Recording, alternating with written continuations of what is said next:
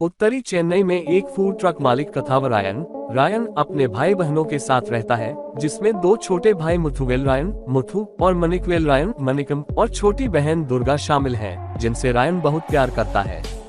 Ryan बचपन से ही अपने भाई बहनों की देखभाल कर रहा है, क्योंकि उनके माता पिता कभी वापस नहीं लौटे। मनिकम एक कॉलेज छात्र है, जबकि मुथु एक शराबी है जो मेघलाई से प्यार करता है। शेखर एक पिता जैसा व्यक्ति है जो रायन की पृष्ठभूमि से पूरी तरह वाकिफ है। एक अच्छे पारिवारिक मित्र के रूप में रायन और उसके परिवार का समर्थन करता है। दुराई और सेथु इलाके के प्रतिद्वंद्वी गैंगस्टर हैं, जो दुराई द्वारा सेथु के पिता की हत्या के बाद एक दूसरे से झगड़ते हैं।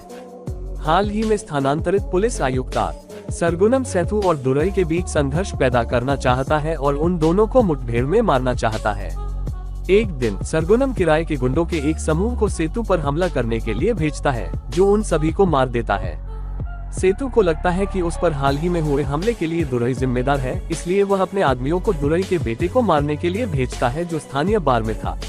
मुथु, जो बार में भी मौजूद था, दुराई के बेटे और उसके गिरोह के साथ झगड़ने लगता है।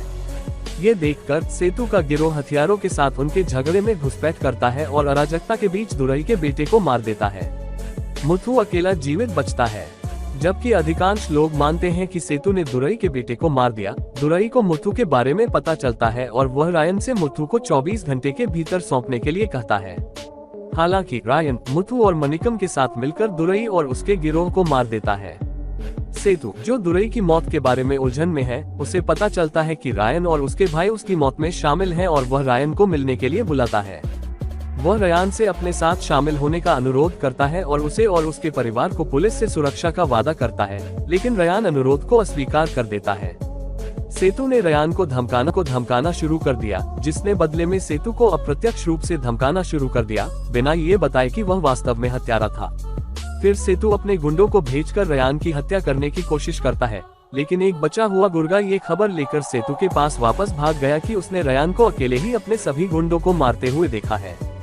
उस समय के आसपास रायन अपनी बहन दुर्गा की शादी एक सरकारी कर्मचारी के साथ करने की योजना बना रहा था और लगभग 5 लाख रुपए के आयोजन के खर्च और दहेज की जिम्मेदारी उठाने के लिए सहमत हो गया, जिससे उसे पैसों की सख्त जरूरत पड़ गई। दूल्हे के परिवार के दहेज के अनुरोध पर रायन अपना लाभदायक मोबाइल होटल और उनकी सभी बैंक बचत दूल्हे के परिवार को सौंपने के लिए सहमत हो गया। अपने भविष्य के लिए डरते हुए रायन दुर्गा की शादी से एक रात पहले सेतु की दूसरी पत्नी अन्नम के घर में घात लगाकर हमला करके सेतु को मारने की योजना बनाता है। हालांकि रायन दुर्गा को उस घर में बंधा हुआ पाता है और उसे एहसास होता है कि यह सेतु द्वारा बिछाया गया जाल है और वह सेतु के गुर्गों से लड़ता है, जिन्होंने उस पर घात लगाकर हमला किया था। हालांकि भागने पर दुर्गा का अपहरण कर लिया जाता है और सेतु के गुरु द्वारा उसका यौन उत्पीड़न किया जाता है। इस बीच ये पता चला कि मुथु और मनिकम, जो जल्दी से नौकरी पाने में सक्षम नहीं थे, अब अपने घरेलू खर्चों को पूरा करने के लिए सेतु के लिए काम कर रहे थे। यह महसूस करने पर कि उनका लक्ष्य उनका अपना भाई था, वे घबरा जाते हैं और उसे चाकू मार देते हैं। गुरु से बचने के बाद दुर्गा वापस भागती है, जहां उसने रायन को छोड़ा था, और उसे पास के एक क्लिनिक में भर्ती कराकर बचाती है। सेतु का गिरोह क्लिनिक में रायन को मारने की कोशिश करता है, लेकिन दुर्गा और शेखर उसे बचा लेते हैं। तीनों शहर से दूर एक सुनसान घर में भाग जाते हैं और वहां दुर्गा को मुथु और मनिकम के विश्वासघात के बारे में पता चलता है। इस बीच मुथु और मनिकम सेतु के लिए काम करना जारी रखते हैं, जबकि मेघलाई मुथु के बच्चे को जन्म देती है। लगभग 1 साल बाद रायन अपनी चोटों से उबर जाता है और अन्नम का अपहरण कर लेता है। वह सेतु से अन्नम की जगह गुरु को भेजने के लिए कहता है, क्योंकि दुर्गा के बलात्कार के पीछे उसका हाथ था। सेतु मान जाता है और गुरु को दुर्गा द्वारा मार दिया जाता है। मनिकम रायन और दुर्गा के साथ चीजों को सुधारना चाहता था, इसलिए वह शेखर से रायन के साथ एक बैठक की व्यवस्था करने और दया की याचना करने का अनुरोध करता है। बातचीत को सुनकर सेतु मनिकम को धोखा देता है और इस अवसर का उपयोग शेखर से रायन के ठिकाने का पता बताने के लिए करता है, लेकिन वह मना कर देता है और सेतु द्वारा मार दिया जाता है।